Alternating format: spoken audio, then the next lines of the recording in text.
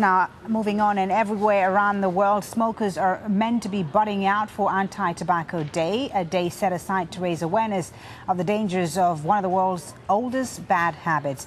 The campaign to end smoking is well underway. Take a look at these countries with some kind of enforced bans in place. The Americas are pretty much all no smoking, but Asia is a different story.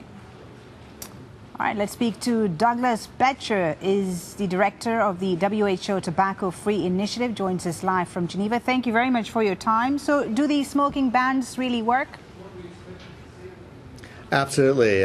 Complete bans on smoking in public places and workplaces. And what I mean by complete bans is no designated smoking areas, no areas set aside, are absolutely effective. I would like to take an example of Ireland. It was the first country in the world that went 100% smoke-free back in 2004. And the evidence for the effectiveness of these bans is absolutely astounding. Recent research has shown that the reductions of heart attacks, acute asthma attack admissions, angina, so heart and lung symptoms have reduced significantly. And further research around the world, for example, has shown that within a year or two of implementing a 100% ban on smoking in all public places and workplaces, that you can reduce hospital admissions for heart attacks and angina by 20 to 30%. So absolutely effective, no question about that. You say the bans are effective, but yet big tobacco is still thriving. How do you explain that? Big tobacco is rejecting some of these initiatives. They've had some mergers and acquisitions. There are reductions in smoking in many parts of the world that have implemented these effective programs. For example, Uruguay recently has reported a reduction of 25% in smoking prevalence in 2 years.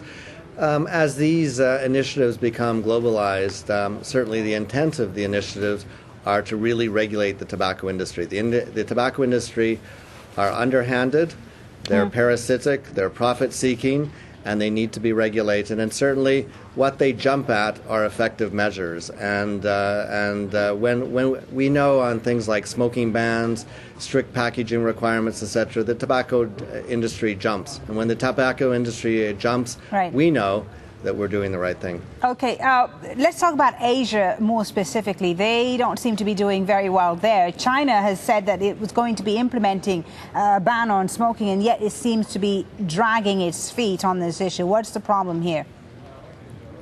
Again, we can't generalize. There are some countries in Asia that have very good and very comprehensive bans on all sorts of smoking, advertising, etc. I'll take Thailand, for example. And in fact, China, where there's over 350 million smokers, over a million people being killed by smoking-related diseases, China is taking this seriously now. And we hope that the pace will increase. The Chinese government is a party to the WHO Framework Convention on Tobacco Control. They have recently announced more bans on smoking in public places and workplaces. Not yet a complete ban like we see in Turkey, Uruguay, Ireland, but we do see some progress there. Okay, thank you very much for speaking to us. Douglas Bettcher, director of the WHO Tobacco Free Initiative. Thank you.